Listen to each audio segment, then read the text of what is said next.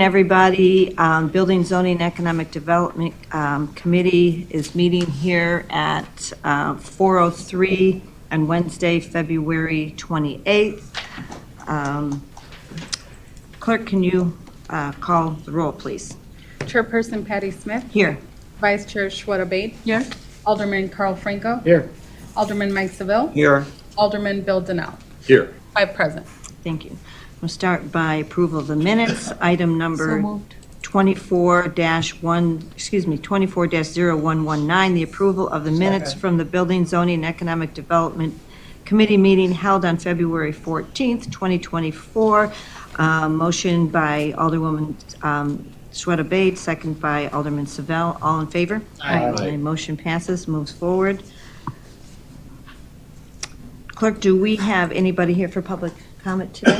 We have no one signed up today. Thank you so much. Our first item on our agenda is item number 240064, an ordinance establishing a conditional use, planned development, and approval of the Christ Pentecostal International Church plan description for the property located at 2020 Church Road. Do you have a presentation on this? Yeah, I've got a little bit. So yeah, as we just heard, first of all, sorry, thank you. My name is Steve Brow. I'm the planner with the City Zoning Division. So as we just heard, this is the conditional use plan development for the property at 2020 Church Road. We have representatives here from Christ Pentecostal International Church, excuse me. So basically what they're proposing is to approve a new plan description at the property highlighted above, which fronts on Old Church Road, just south of the toll road. So some of you may remember there was a previously 2004-2005 there was a round of zoning entitlements for a similar proposal for a religious institution, 6400 use, otherwise known as a church here, for a church that never came to, I guess, develop. So the petitioner is here just looking to update the proposal. There was, despite the entitlements, the zoning was never actually fully changed, so they're just going through and assigning it the R1 conditional use plan development zoning. You can see in the packet there is a list of uses that are going to be allowed here. So the religious institution is the primary use, and then there's a number of accessory uses that were approved with the annexation agreement that the petitioner is following up on, that you can see in the plan description. So right now there's typically what I think the committee is used to seeing is that the zoning change will come with the site plan, but the developer isn't at the point to actually start developing and get approvals for the site plan, so that the site plans and code review for that aspect will be coming at a future time based on what we're proposing here right now, if that makes sense. So are there any questions for staff at this point? Yeah, Alderman Seville. Yeah, who's driving this before us? Is this the owner developer, or is this the staff asking them? I'm sorry, I can't. Oh, sorry about that. Who's driving this development today? Is it coming from the city staff asking them to do this, or is this coming from the developer? The developer is looking to is making the proposal. And what they hope to achieve out of this in the long term? Right, so they're looking to really develop it for, I guess, a new church use along the lines of what's in the plan description. So if you're asking about like the actual. Real quick. So the history of this is that the city annexed this and then was going to zone it for a church. This was for Livingstone Church, which was in your ward on Lake Street. They ended up not building here after 2004. They went into the old furniture store on Lake Street, if you remember the whole background of that. Yes. So they've continually owned this. So now there's a new church, the church that Steve named in the title, and they are here they can give a background and presentation, but they would like to buy the property to actually build a church in keeping with what it was originally going to be, but they do need the updated zoning because that has expired. Okay, Does that make sense? Does So not. so it's being asked for by the buyer who is a brand-new church. Gotcha. Okay, thank you. Before we have a presentation from the petitioners, anybody else have any questions for staff? Would the petitioner like to come forward and give us a brief presentation? My name's Robert McNeese. My office is, I'm an attorney. My office is at 195 Hiawatha Drive in Carroll Stream. My client is Christ Pentecostal International Church. The church is the contract purchaser from Livingstone Church of this parcel, and I think Ed encapsulated what's happened. Actually, when it was annexed in 2004, there was a step that was missing at that time on the city's part, and that was implementing the conditional use permit, and that never got done. And so we signed a contract. Livingstone thought that the conditional use permit was there and that it was zoned for religious use, and then lo and behold, we find out, it's not. It's residential, and before we proceed with the purchase, I need to just get that zoning in place for religious use. We've kept not quite all of the religious uses that were previously approved. We know that when we build, that all of the codes have changed, the stormwater ordinance has changed, but we're not at the point where we've prepared any plans because we don't own the property, and we need that zoning in place. So currently, Christ Pentecostal Church, and I've got Pastor Gideon here from the church, they're meeting in Naperville. Well, Pastor Gideon lives in Aurora, and so he would like to see the church come a little bit closer to home. So this parcel came up. You can see it's about 5 acres or so. The northernmost parcel, the skinny long parcel, has a home on it. That would be the parsonage. So we'd keep that in place and then build the church on the vacant land. The initial proposal is a little bit smaller than what was previously approved. At least that would be the intent. The plans would be to acquire the property and then try and get building done within 5 years. But we have no plans to put before you, and I understand that's maybe a little unusual. All we're looking for at this point would be to establish the religious use as a special use with all the accessory uses, including preserving the parsonage, the existing home.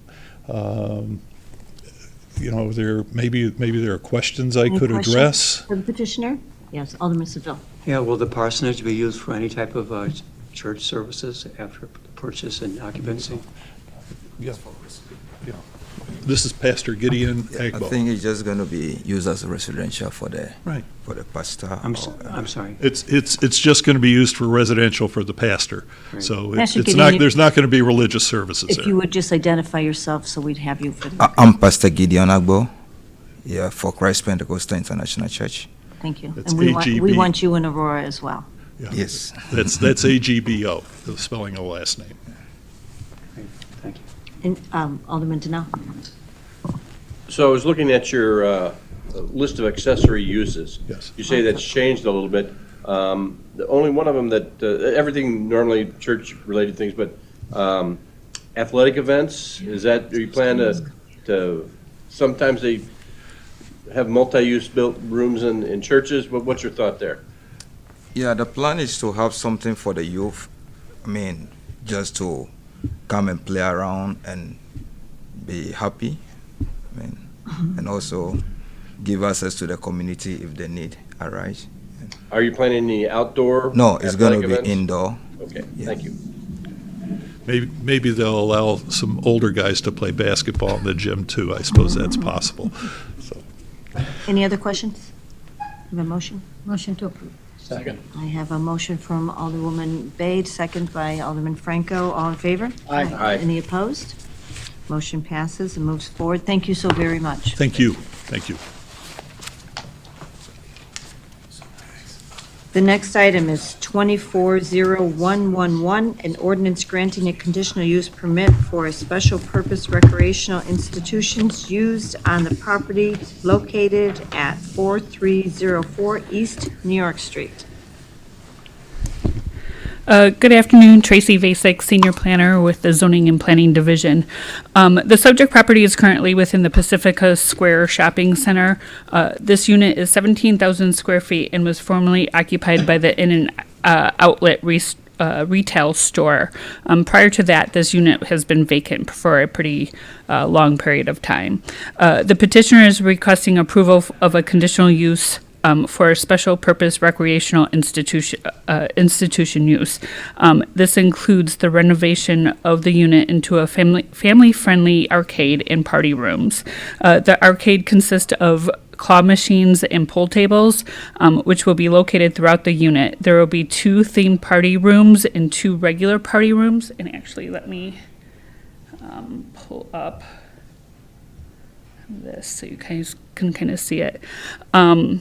There'll be 2 dance stages and an interactive music keyboard in a media room suitable for hosting parties and gathering or social gatherings. In addition, the petitioner is proposing a small restaurant to serve the patrons of the arcade, and they are not requesting a liquor license at this time. I can turn it over to the petitioner to give you guys a little bit more detail unless there's questions for me. Yeah, Alderman Donnell. Yeah. Tracy, what triggers the conditional use? There's a lot of other uses out there that are similar to this. Yeah, it's the arcade. The arcade use is under the Fox Valley, under this plan, conditional use plan development.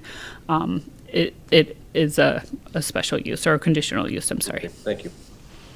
What is a spinning cube? I think it's more for, he can explain, but I think it's more for just having people take pictures by and stuff. Okay. All right. Would the petitioner like to come and share some information with us? I want to know what a spinning cube and a claw arcade are. Good afternoon. My name is Homan Wong. I'm an architect with Dearborn Architects. Address is 141 West Jackson Boulevard, Chicago, Illinois, 60604. With me today is the tenant, owner, and operator, Ms. Yan Cheng Gao and her friend Linda. And I'm very happy to introduce this project to you. This project came to our office about mid of last year. And the idea behind this entertainment arcade is it's very simple. We want to have a friendly, family-friendly environment where everybody can enjoy themselves. You have similar facilities in Aurora. Most notable one is probably Round 1. But when you go to Round 1, there are very few unpaid options. If you go there, you need to do bowling, buy a drink, do something. The difference here is that you can come in, you can take pictures for Instagram in front of all these wonderful displays. You can sit down. You don't have to buy anything. We want you to buy something at the gift shop, but you don't have to. You can get something to eat. But I think that is the biggest difference. And it's very family oriented. We have a lot of party rooms that are of substantial size that you can have, gatherings in there. And the answer your question about the spinning cube, it plays music. And it spins and it's all lit up. It's wonderful for young people to take pictures and just to be there and put themselves in their pictures in social media. So that's Tracy said. There are pool tables. There's a gift shop. There is a restaurant that serves hot dog, hamburgers, and bubble tea and anything non-alcoholic. There are also claw machines. It's a game machine where you insert a coin or a token, and a claw comes down and you retrieve a prize, a toy. And if you're lucky enough, then for the amount of money you put in or the token, you get yourself like a very, very nice stuffed animal or some sort of a toy. So the status of the project is as follows. Following last week's meeting, we have submitted the project for plan review with the Aurora Building Department, the DuPage County Health Department, and Fox Metro. And that's where we are right now. Any questions? Alderman Baig. Thank you for letting us know what's going to be inside. What is the targeted age group for this party place? It's all the way. It's children and all the way up to young adults. We don't think that it will be necessarily a place where, young people will bring their dates there. It's more of the younger set, and they usually come in, in groups. They don't come alone. They come with their family or other friends. So that's the target market. And also, will there be any change on the exterior? Nothing at present. Okay, we'll have a sign, consistent with, what the mall has. So we are subject to their rules and regulations. So the signage. And as I understand it, to be in Aurora, you need a separate sign permit, and that will be submitted in due course. I'm very excited. The plan looks very nice, and I live very close to that place, so Oh, good. can't wait for it. Thank you. Alderman Franco. Does the petitioner have any experience? Do they have any other places like this, or is this their first time around? The petitioner, Ms. Gao, has owned a number of restaurants. So at least the restaurant portion, she's an expert in running, how to run a restaurant. As far as specifically something of this nature, no, because this is an amalgam of several different components, which consists of a pool hall, the arcade itself, a restaurant, and also a gift shop. Party But- rooms. Plus those party rooms. And the party rooms, yes. Thank you.